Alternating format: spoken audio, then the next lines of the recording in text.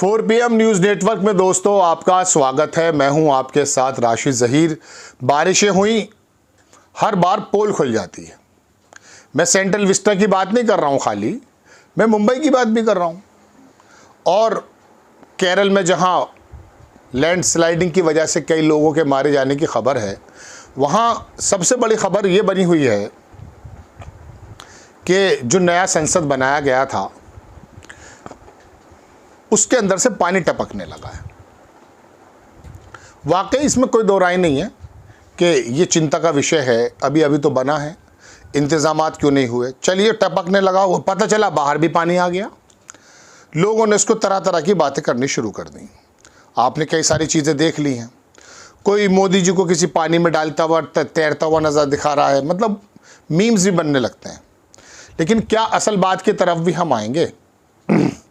पहले तो मैं आपको थोड़ा सा पुरानी संसद में जो एक पत्रकार हैं, बहुत शानदार पत्रकार हैं देश के, उन्होंने लिखा कि अंग्रेज़ों ने पुरानी संसद को 1921 से बनाना शुरू किया था।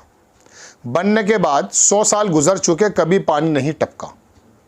10 साल पहले इन्होंने नाम लिख दिया, मोहम्मद बिन तुगलक का राज आया। एक गुजराती कारीगर को बुलाकर 1200 करोड़ में नई संसद बनी। अब 60% दलाली वाली तुगलकी सत्ता ने सत्ता की लॉबी में बाल्टी लगा रखी है।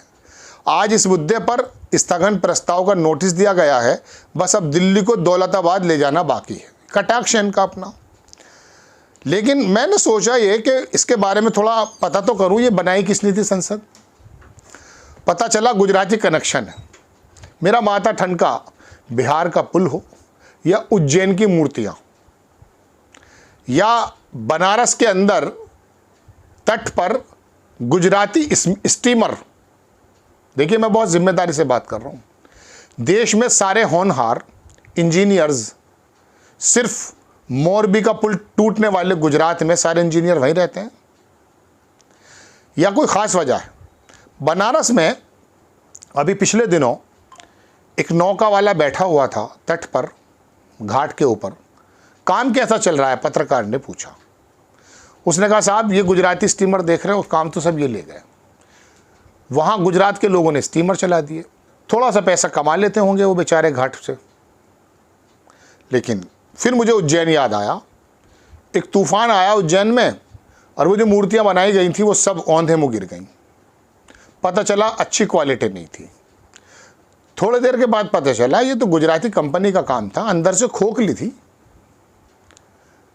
चलिए, बिहार का पुल गिरा, फिर वही गुजरात। तो बिहार में भी आप, मध्य प्रदेश में भी आप, उत्तर प्रदेश में भी आप, महाराष्ट्र में अभी वो उद्धव ठाकरे ने कहा कि जैसी हमारी सरकार आएगी निरस्त कर देंगे हम।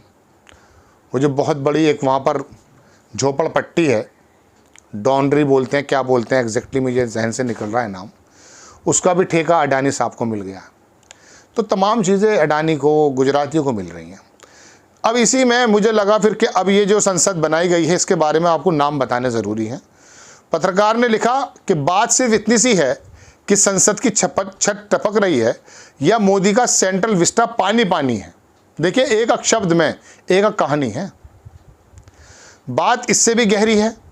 ये गहराई सिर्फ असल पत्रकारों को दिखती है, पत्रकारों का दिखावा करने वाले फर्जी चिंपुओं को नहीं। मोदी सत्ता अहमदाबाद के निगम आयुक्त डी थारा को दिल्ली लाती है। अब यहाँ से कहानी है, देखिए। मोदी सत्ता अहमदाबाद के जो निगम आयुक्त हैं उनका नाम है डी थारा, उनको दिल्ली लाती है सत्ता का पसंदीदा अफसर। फिर उसे आवास और शहरी मामलों का संयुक्त सचिव बना दिया जाता है।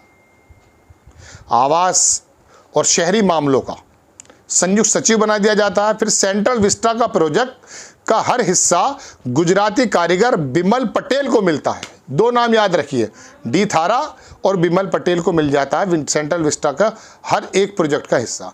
अब डी थारा अपने मंत्रालय में एडिशनल सचिव हैं। मोदी सत्ता के टपकते, टूटते, गिरते, डहते विकास का एक ही इंजीनियर है, खुद नरेंद्र मोदी। ये लिखा है उन्होंने और मोदी जी की तस्वीर लगा दी।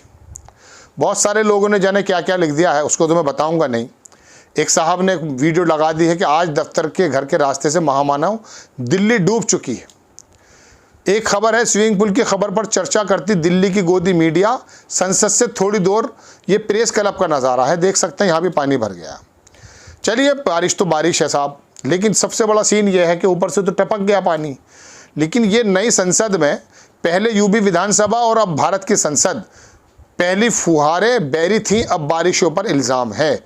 आप देख सकते हैं ये पानी बाहर जो आते होंगे ना अधिकारी वगैरह तमाम नेता, वो पहले पानी में डूब कर जा रहे थे। एक बार मैं वहाँ गया था अमृतसर,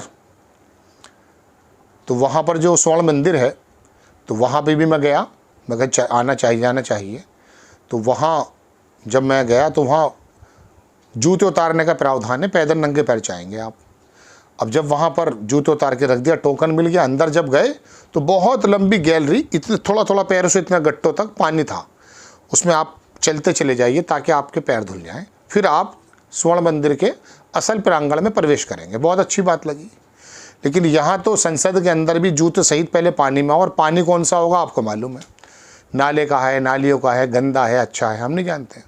उसमें आप डूबेंगे फिर आप अंदर जाएंगे। खैर बात ये नहीं है, संसद में हज़ारों गरीब, छतें टूट रही हैं, टपक रही हैं बरसों से। संसद की छत टपक गई, मुझे बड़ा काम नज़र नहीं आता। मेरा तो कहना भी सिर्फ इतना है कि हकीकत में ये सांसद जो है ना, ये अपने अपने शहर के गांवों के अंदर एक लोकल सांसद लगा कर बैठे और वहाँ की बुनियादी ज़रूरतों का पता करें कि जब मौसम के थपेड़े थप्पड़ मारते हैं तो वहाँ आम वोटर, जिनके वोटर के दम पर यह संसद आबाद है, वो कैसा फील करते हैं। बाढ़ जब आती है तो बिहार में क्या होता है, आसाम में क्या होता है, जब बारिशें होती हैं तो मुंबई कैसे डूब जाती है, उत्तर प्रदेश के हाल क्या हो जाते हैं। लेकिन सवाल यह है दोस्तों कि तमाम काम जो मैंने गिनाए हैं, मैं इनका आपको सबूत भी दे सकता हूं, जो मैंने बताई हैं बातें, ये गुजरात के लोगों को क्यों मिलती हैं और फिर उसमें चूक निकल जाती है। ऐसा नहीं है कि कलकत्ता के इंजीनियर को काम मिलता तो नहीं टपकती, तब भी टपक सकती थी। क्योंकि जब पुल गिर रहे हैं, वहाँ महाराष्ट्र में नवयुग कंपनी थी, वो गिरा स्लैब, कुछ लोग मर गए, बड़ा ज़बरदस्त हंगामा हुआ। लेकिन अभी उत्तराखंड के अंदर लोग दब गए, टनल्स के अंदर दब गए, पूरी दुनिया के रिपोर्टर्स आ गए वहाँ, पता चला वही नवयुग कंपनी थी। अब वो किसकी थी आप अपना पता कर लें। तो मोदी जी को सिर्फ और सिर्फ क्या गुजरात के लोग ही नज़र आते हैं? गुजरात के लोग अगर नज़र आते हैं अच्छी बात है, लेकिन हमें इतना बताइए क्रिकेट टीम में कितने गुजराती आए? बहुत बड़े पत्रकार हैं, मैम नाम शायद उर्मिला है उनका, मैं एक डिबेट पर था उनके साथ, उन्होंने बताया कि मैं अपनी बात नहीं कर रहा हूँ, बहुत संभल के बात कर रहा हूँ। उन्होंने बताया कि जो सेना का कोटा होता है स्टेट वाइज, गुजरात पूरा ही नहीं करता अपना, वो कोटा पूरा करते हैं बाहर मध्य प्रदेश, उत्तर प्रदेश, पंजाब के लोग। गुजरात में अगर सपोज करो 1000 या 500 या 200 जितने भी होंगे, एग्जैक्टली मुझे पुरानी बात हो गई है, इतने चुने जाएंगे, भर्ती किए जाएंगे, वो पूरा ही नहीं कर पाते। लेकिन स्पोर्ट्स का कोटा सबसे ज़्यादा है। तो ये चिंता का विषय इन सांसदों में पानी टपकना नहीं है, चिंता का विषय ये है कि सारे कामों में गुजराती कैसे आ गए। आपको एक खबर और आ जाती है याद, नितिन गडकरी जो लेकर आए थे उपक्रम, 2 सेमीकंडक्टर की कंपनीज आई थी, वो दोनों गुजरात चली गई महाराष्ट्र से। नितिन गडकरी लेकर आते हैं, वो लेकर चले जाते हैं। आपको खबर कैसी लगी अपनी राय कमेंट्स बॉक्स में ज़रूर दीजिए, चैनल को सब्सक्राइब कीजिए, शेयर कीजिए। नेक्स्ट टाइम में किसी खबर के साथ हाजिर होता हूँ। जय हिंद।